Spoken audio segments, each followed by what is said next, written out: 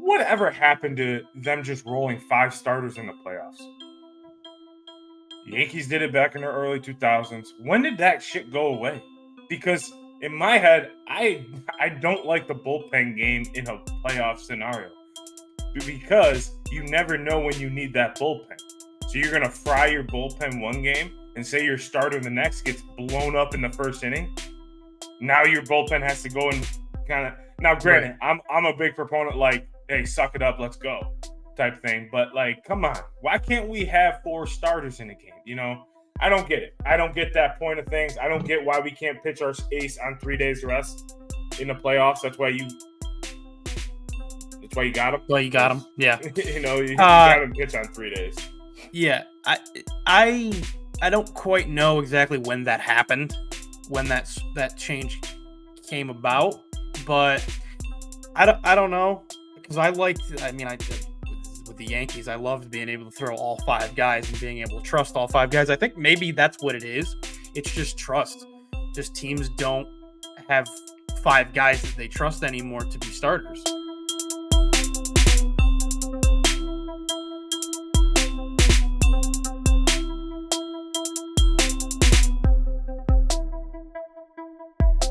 Welcome to another week of The Rotation with Mike and Jon. That's Mike DeSanto. I'm Jonathan Sawyer. It is our playoff edition, and the World Series is set. We have the Arizona Diamondbacks going against the Texas Rangers. 2 teams, Mike, that I never expected this year to be at this point, especially where they finished last year at the bottom of their divisions. Mm-hmm. What a comeback. What a series it should be. Great pitching matchups, good bullpens. What are your thoughts on the NL? Well, we'll get into the NLs and ALCS, but what are your thoughts going into this series starting off? Yeah, so 2 teams that were surprising, like you said, in the sense of being where they're at. I mean, they said on the broadcast after the game last night, both of these teams a couple of years ago lost over 100 games. Right. So if you had told me 2 years ago, and I think you'd be the same, if you told me 2 years ago that, in 2 years, 2023 World Series is going to be the Diamondbacks and the Rangers, I would have been like, get out of here. Get the hell out of here. No way. There's no way either of them are going to be ready. And honestly, I mean, we talked about Texas, early in the year. They made a big push to get veterans and then got Scherzer at the deadline and all that kind of thing. Mm-hmm. They built themselves to at least make a push, but we weren't sure, being the Astros, the Mariners, the Angels, like how they would even fare in their own division.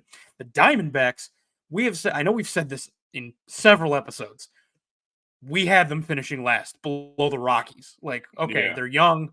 They got some good guys to build around Ketel Marte. By the way, congratulations to Ketel Marte on setting MLB history last night with the longest postseason hit streak to begin a career. Yes, that was awesome to see. Yeah, I actually lost track of if he had gotten a hit or not. I checked the box score after the game. I'm like, did he get a hit? He got a hit in his last at bat. So his last at bat of the game, they were saying I think it was 0 for 3, and he hadn't, and they were talking about it. And I kept thinking in my head, do your clip, because Mike put out a clip here the other day on our socials. Make sure you go check it out. Talking about how Ketel Marte was 1 hit away from setting the National League record in the Game 7. And it actually was a clutch hit that sent the insurance run home. Yeah. So the insurance, that hit was the insurance run, and that was his 1 hit of the game. So, but yeah, man, I mean, look last year. I mean, looking at the standings last year, Texas was 68 and 94. Arizona was 74 and 88. Not too bad, but 37 games off first and 38 games off first. Both like thinking like, wow, these franchises are not going to contend the way they hope to with getting Seager and the Diamondbacks. You never knew, but they have a manager in them in the Diamondbacks that believes in them. They have great young talent, so I'm not really surprised to see the matchup that we're seeing right now in the World Series. A lot of people wanted the Phillies, and we'll get into that here in a couple minutes about the Phillies and the Astros. But I mean, I'm excited to see this matchup. You know what the one factor I'm going to say is going to be in this series is going to be Max Scherzer for the Texas Rangers. He has been a guy who is normally their ace, but isn't in this situation. Texas doesn't need him to be an ace. Texas needs him to go out in game 3 and pitch a good game. That's it. Texas. Texas, yeah.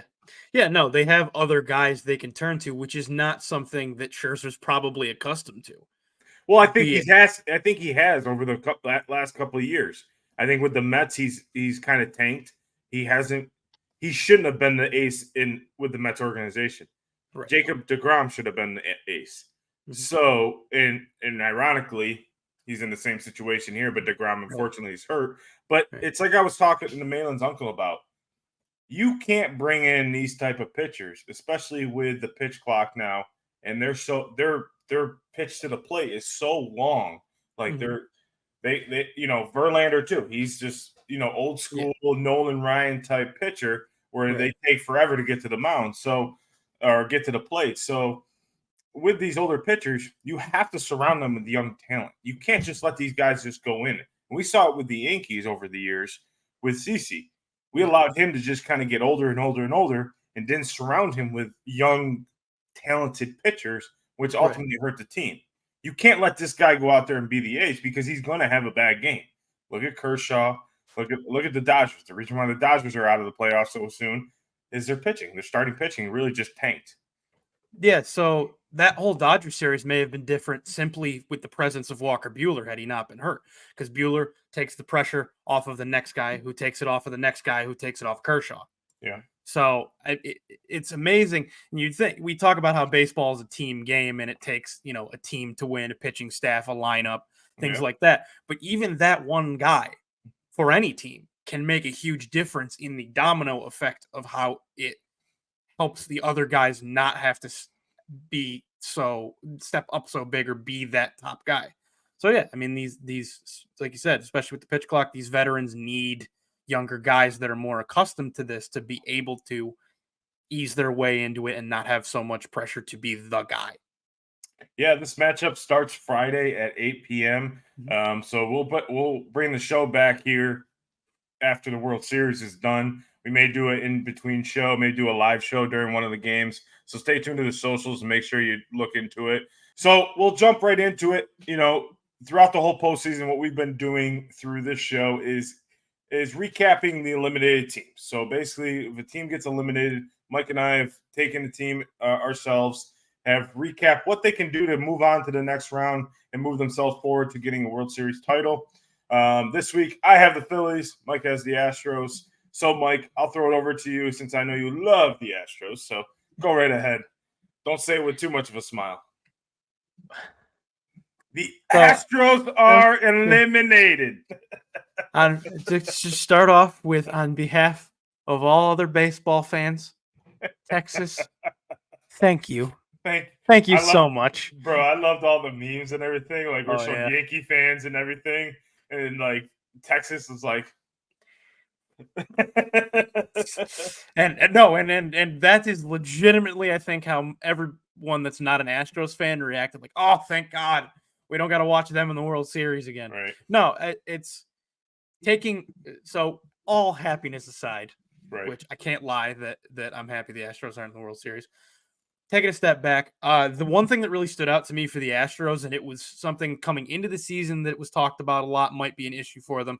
Going into the postseason, talked about it would be an issue for them, and it ended up being, I think, their major issue is their pitching depth. They had lost a lot of pitching depth over the last 2-3 years as far as guys they could continue to turn to. And they have good young pitchers. Don't get me wrong. Urquidy's good. Javier's good.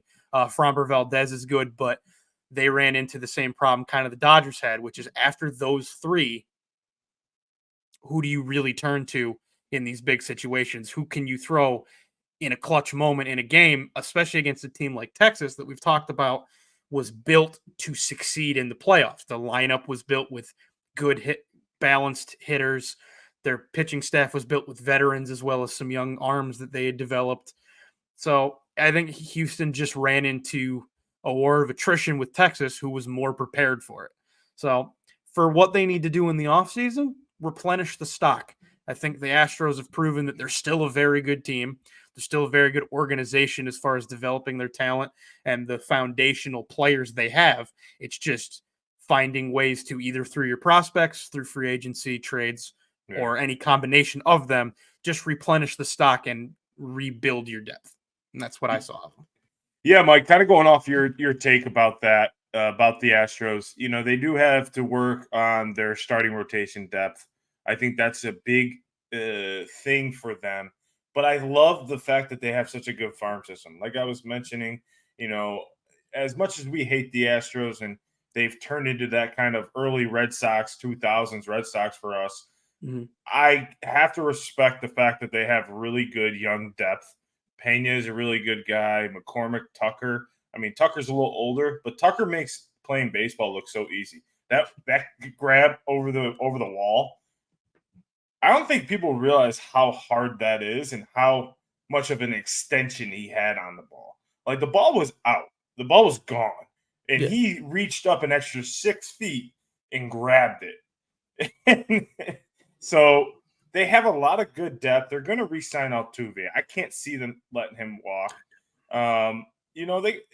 The starting rotation, I think bringing Verlander in was just kind of like a seal it, like kind of just a, stop the bleeding type of thing with their starting rotation. But they got pretty good guys in the starting rotation as it is.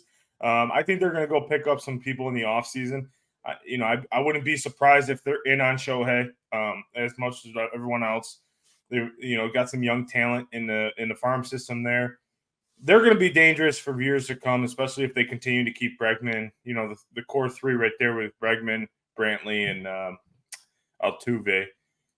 But yeah, I mean, it's nice to see them not go to the World Series this year after they've tormented the Yankees over the last 6-7 years, and it's nice to see a change in the World Series.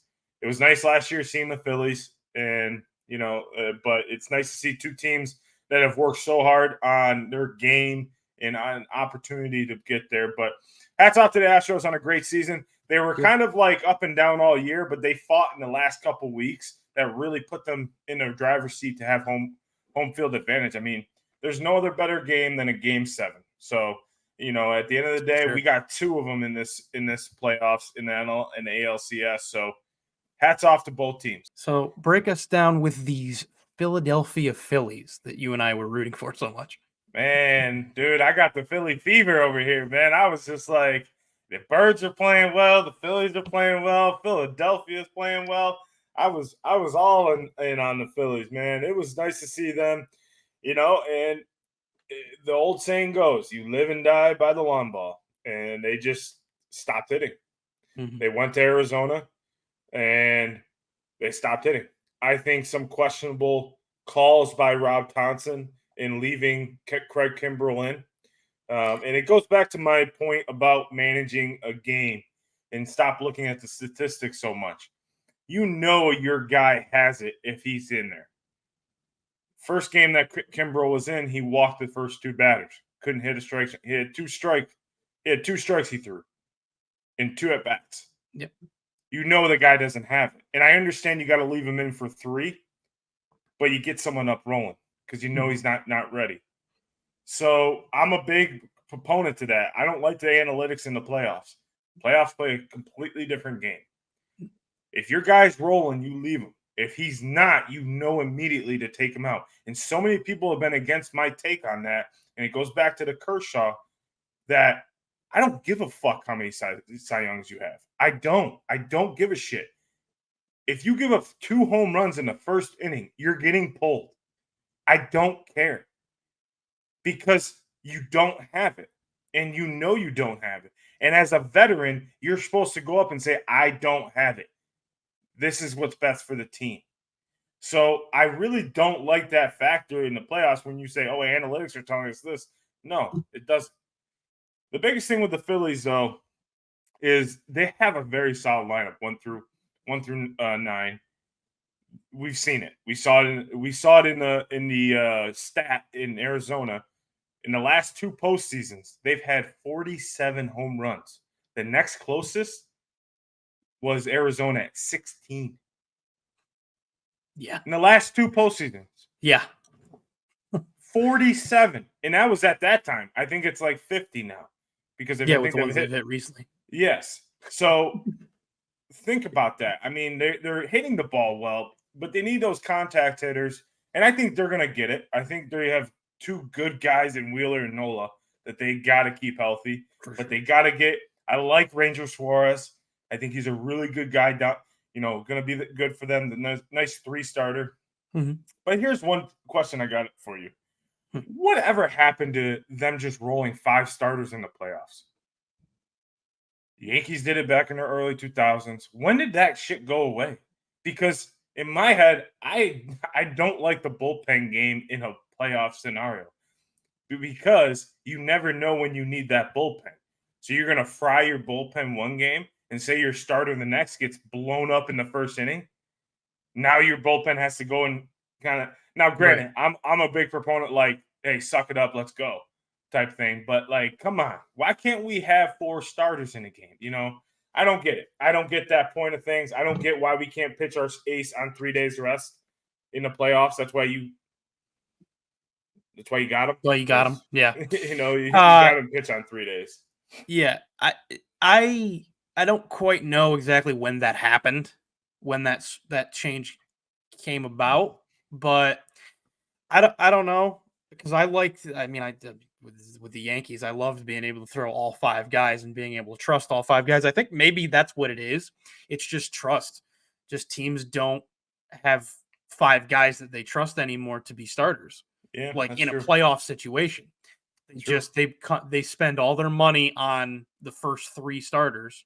And then if they need to do a bullpen, and again, it's analytics. It's bullpen games have been proven to, well, okay, so if I have 5 relievers in the bullpen that can throw 2 innings apiece, I'll just have them throw 2 innings apiece because, so-and-so doesn't do well when they face the lineup a second time around, or this starting pitcher. That's why you see starting pitchers get pulled after 5.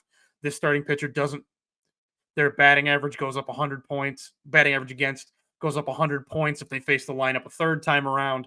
It's all stuff like that. So it actually does, your 2 points, your 2 big points there really actually tie into each other, where it's all about analytics and how they view the game now and how things like that. And yes, it's bullshit. In the playoffs, it's bullshit. I get 162 games. I get you want to kind of, figure out what works best to be able to save your guys, put the right lineup on the field and stuff like that, and figure out for the playoffs what you need to use. But when it's playoff time, if you don't know what your lineup and pitching staff are going to be, or have a solid plan by the playoffs, you shouldn't be in the playoffs because you're just going to lose.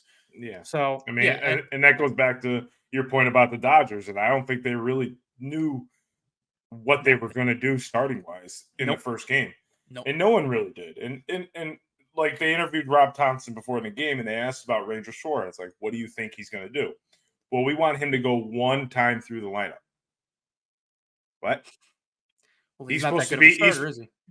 Well, and that's false. He is one of their best starters. He's their top 3 guy.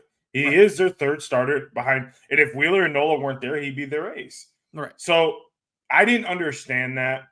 A lot of people are nitpicking Rob Thompson's decision of not pinch hitting for their young kid right there that they got. I think he's a center fielder. Rojas, Rojas, with the bases loaded. Look, you live and die by your lineup. I'm not going to question that out of him because you know why? Rojas has been in the lineup every single night for the last month. And I'm not going to question that because, yeah, he may have been struggling, but this may be the hit he needs, right? So he's at home, bases loaded, 2 outs. He may get a big hit. Those are the type of plays that you're looking for a contact hitter. And, I get, a lot of people are on him about that, but I don't think that made or break the game. What made or break the game is that you live and die by the long ball. And it's clearly shown that they didn't hit enough home runs. And that's just it. And the Diamondbacks are made for contact hitters. Corbin Carroll, Marte, they're all contact hitters. Moreno has come up big in this playoffs, hitting the ball. He's finding the ball all over the plate. It's great to have your catcher doing that. But the one thing the Phillies need to do, honestly,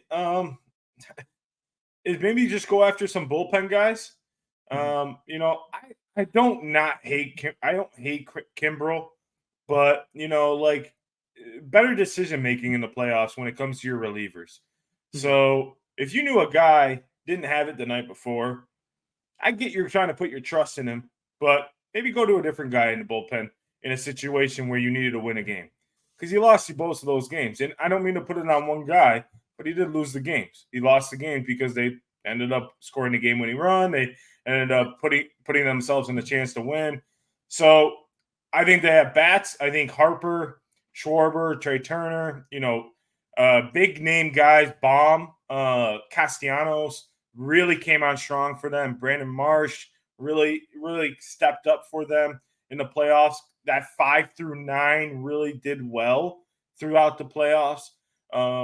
That is the key to success. You want your top 3 guys to play well, but when they go, I think it was like 2 for 19 or 2 for, 0 for, it was like 2 for something in the last 2 games. You're going to struggle when your top guys don't go well. So, hats off to the Phillies. They were up and down all year. They had the same record going into the playoffs that they did last year. And they proved that you don't have to be the hottest team going into the playoffs. You just have to be right. And you have to get yourself into a good hitting streak. And not hitting streak, but more of like you have to get yourself going in the sense of, you know what I mean? Yeah, you have to be in that rhythm. You have to be in that playoff Correct. hitting and pitching rhythm and be locked in. And they, even though they lost, I mean, both teams proved they were locked in. That's why it went to 7. That's why both of these series went to 7, because both teams were locked in.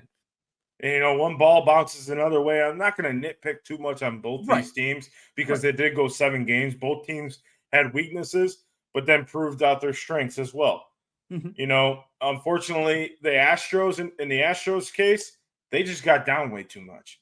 Because if not, I mean, if you saw the closer for the Rangers, he gave up another home run to Altuve that was a shot in the 9th, and then gave up another run in the 9th. And the ball bounces the right way. It could be a tie game if it's not 11-3 already, right? So, but looking at the Phillies, I think they got a great team going forward. They got a lot of people under contract for next year. I think just bringing in a couple more guys in the bullpen, and starting off strong in the year, but not letting the regular season woes, make you fall to what the Dodgers and the Braves did this year and totally tank. There's not much that the Braves can do better. Right. I don't know what they can do better. They were the best of the best. They won 100 and plus games, and they had 5 guys over 300. I don't know. I mean, maybe not, but I mean, how great is it though? Like, just on a side note, to see 2 Game 7s in the ALCS and LCS. It's fantastic.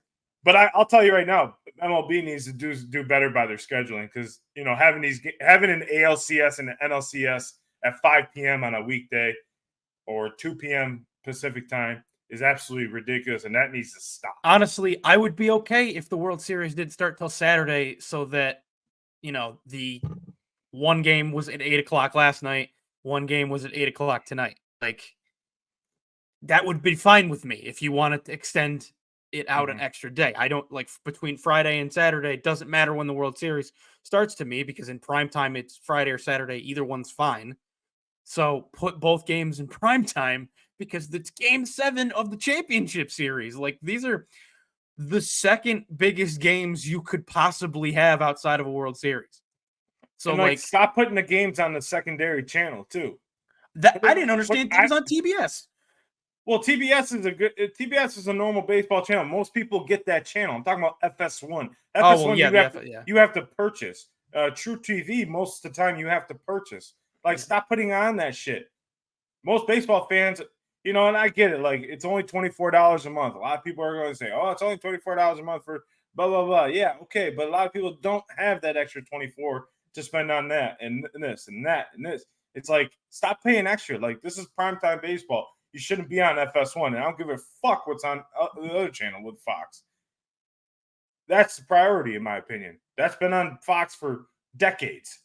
So come on now, like really, like let's have some common sense with this. And you want viewership and everything. That's gonna give you viewership if you put it on the regular channel. Most people have Fox. Most people have TBS. I don't mind the TBS because that's been a partner for the last 10 years. So I just see it as the timing is terrible. Like you want people to go out to these games, and like most of the stadiums were packed. I'll give them that, but a lot of people at home can't watch. They get 2 p.m. on a weekday, unless you're like me and you that work from home. They're not. You're not You're there. not. You're not gonna be. You're gonna have to stream it on your phone, or you're gonna have to try to find a way to watch it, or and whatnot. But yeah, I mean, I'm looking forward to the World Series, Mike. I think it's going to be a very interesting series. I think it will. Well, we will make our predictions on Cinco Squad here tomorrow night or tomorrow afternoon at noon Eastern. So make sure you tune in and see all 4 of our predictions on the World Series. We won't give out that sneak peek just yet, but yes, I mean I think it's going to be a great series. 2 hard fought teams. I call them blue collar teams because they're not the best of the best, but you know what?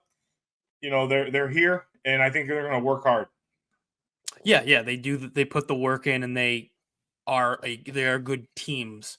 They're not necessarily like you said, they're not necessarily the flashiest teams, but they're the teams that are going to put in the work and keep grinding all game long. And yeah, I think it's going to be super competitive and super fun to watch. I'm excited. Yeah, definitely. So make sure, remember, Friday at 8 p.m. is the first game of the World Series.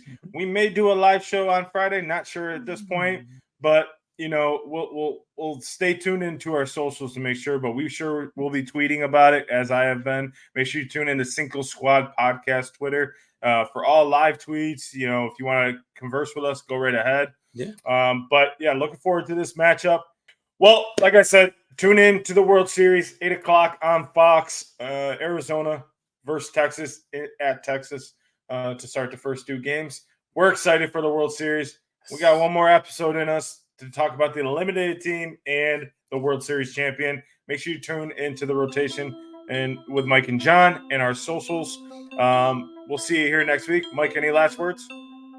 Let's go. I don't have anyone to root for. So you know what? Let's go baseball. I want to see a Game 7 again. Let's do this. Make sure you turn into Cinco Squad episode 82 tomorrow at noon for all 4 of our picks on the game. We'll see you here right after the World Series. The rotation with Mike and Jon.